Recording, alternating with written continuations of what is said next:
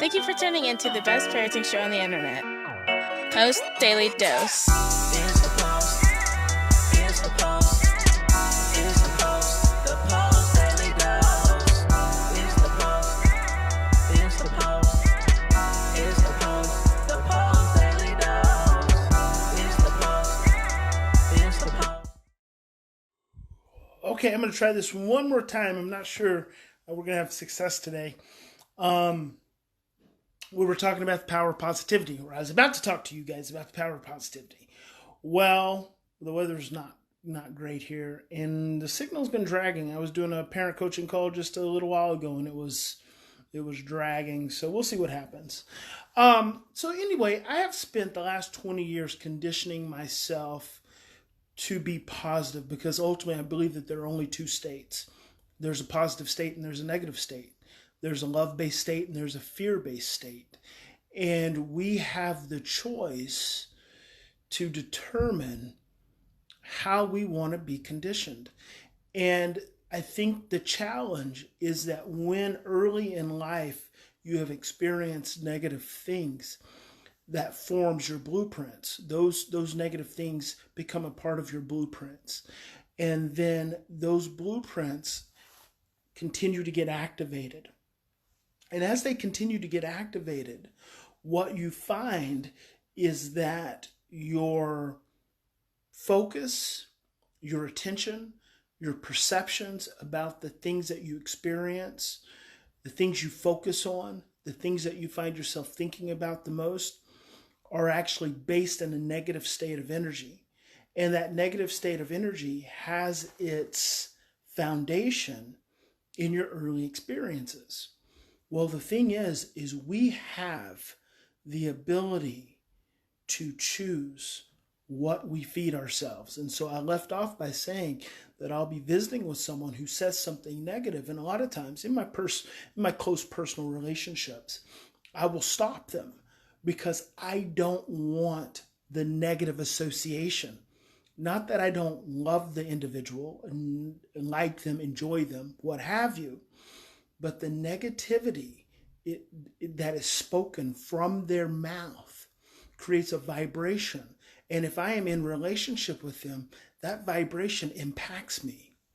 I've spent so many years, so many days, so many hours focused on being aware of my own internal state so that I can harvest a positive energetic state, so that I can harvest internal positivity and ultimately harvest and manifest love.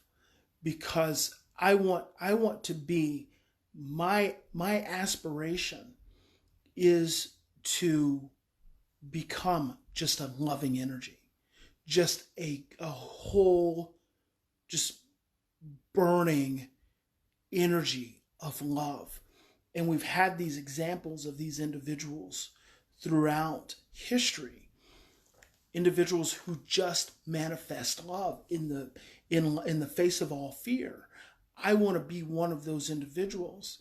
So the only way that I can do that is that if I am constantly on guard to the things that not only come into my awareness in my interactions with other people, but also the things that derive from within me. I have to constantly be on guard. I think Tony Robbins actually has a program, or maybe it's something, maybe it's a video, I'm not sure. I just happened to see something about it the other day, standing guard to the things that go into your mind. And I think about these things, on a regular basis. Like, where do we focus our dominant energy? Where do we focus our thoughts? Where do we focus our time? I talked to a parent the other day and I said, how are things going with you and your husband? And she's like, we've kind of drifted right back into our old patterns. And she said, I don't really expect it to change. And I thought, and I didn't, we were just having a text exchange, so I didn't go into it too much. But it is that mindset which is derived in it's almost like it's built on those foundations of negativity, those blueprints of overwhelm, those blueprints of helplessness, those blueprints of insecurity, which are already within a person's framework of their being, just get compounded when we say things like, I don't expect it to change. Because that creates a framework of your reality, and that reality becomes what you see. When people talk about the power of positivity, what you have to understand about that is the existence of reality. You have two choices. You can be negative or you can be positive in all ways. When I was just talking to a parent.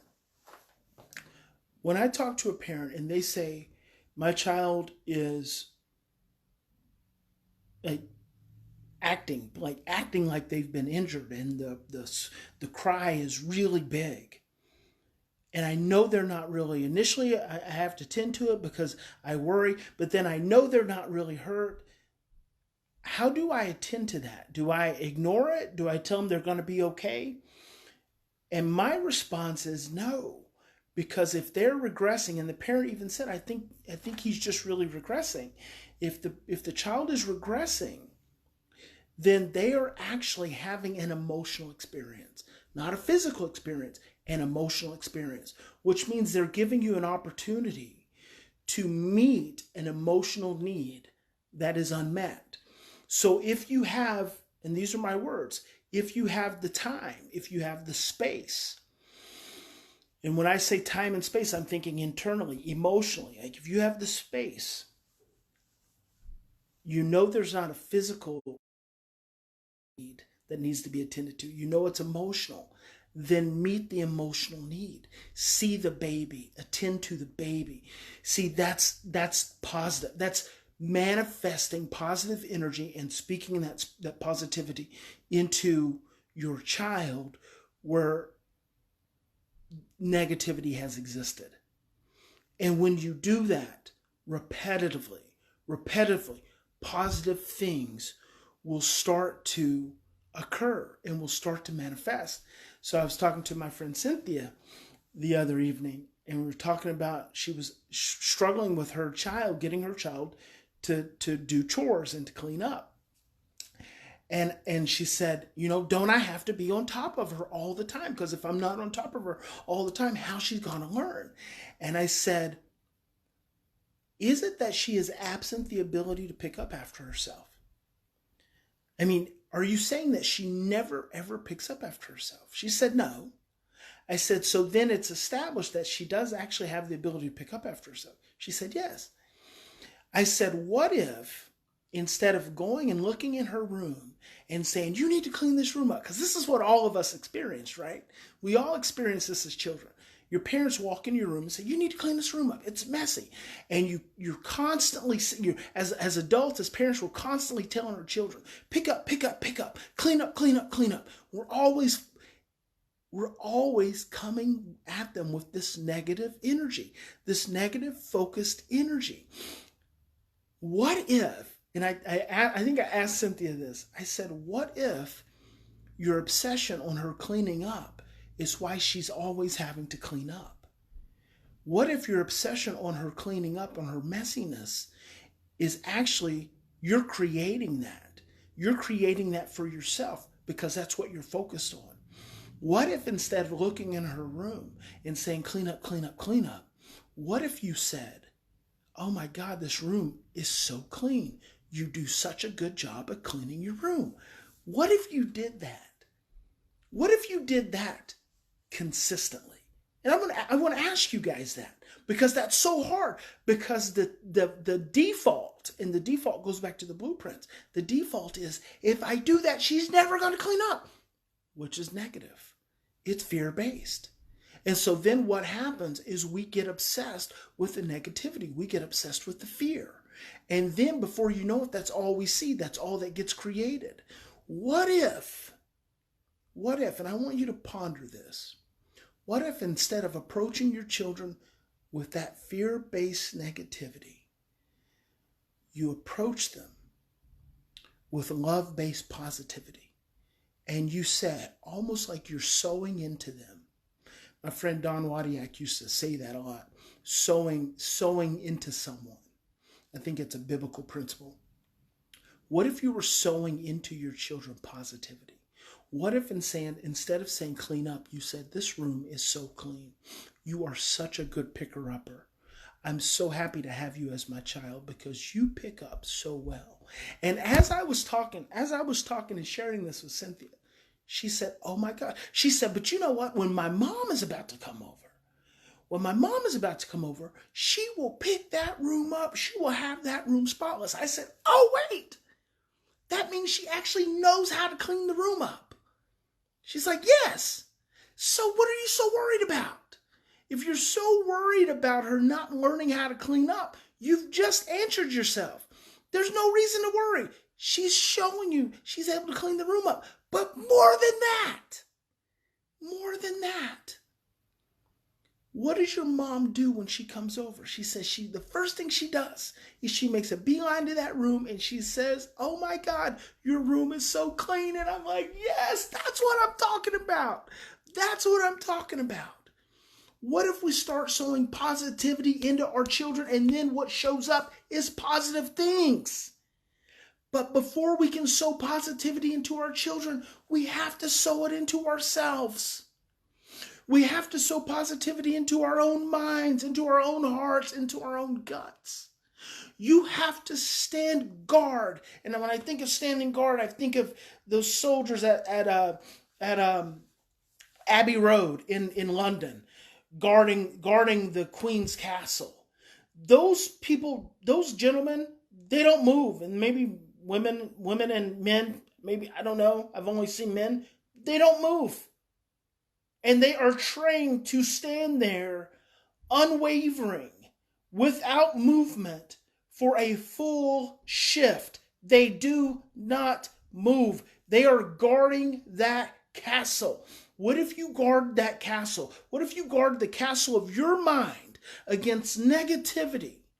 The way those soldiers on Abbey Road guard that castle, guarded the Queen's castle in London. What if you did that? What if every time you spoke something negative, and this is what I like to do, I like to say, cancel, cancel. I learned that from T. Harv Eker. You say something negative, you say, cancel, cancel, and you pull it out of the universe. You pull that back out of the universe because you don't want that negativity going out. You want to catch it, you want to cancel it, and you want to replace it with something positive. What if you were able to do that? What if you were able to do that with your child? Every single time something negative came up, I think you might be surprised. What if you're able to do that with yourself?